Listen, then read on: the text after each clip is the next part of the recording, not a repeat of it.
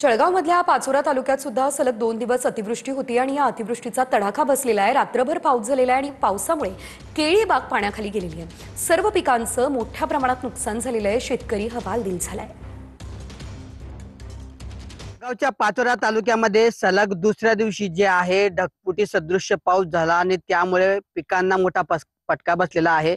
आपण आता पाचोरा तालुक्यातल्या लासगाव या गावातील एका शेतामध्ये आहोत आणि आपण जर बघितलं तर या ठिकाणी केळी पूर्णपणे पाण्याखाली आल्याचं पाहायला मिळतं आहे। पहिल्यांदाच या ठिकाणी जे आहे गावाच्या इतिहासामध्ये मोठ्या प्रमाणावर पाऊस झाला आणि या पावसामुळे जे आहे मोठ्या प्रमाणावर पिकांचं नुकसान झाल्याचं पाहायला मिळतं आहे। केळी जी आहे या केळीच्या शेतामध्ये आपण बघू शकतोय माझ्याकडे की तब्बल गुडघाभर पाणी जे आहे या केळीच्या शेतामध्ये साचलेलं आहे। एक प्रकारे या केळीच्या शेताला जे आहे तळ्याचं असेल नदीचं स्वरूप या ठिकाणी प्राप्त झालेलं आहे आणि मोठ्या प्रमाणावर पाणी साचल्यामुळे कुठेतरी आता शेतकरी जे आहे पुन्हा संकटात सापडलेला आहे। किशोर पाटील, KV9 मराठी, जळगाव।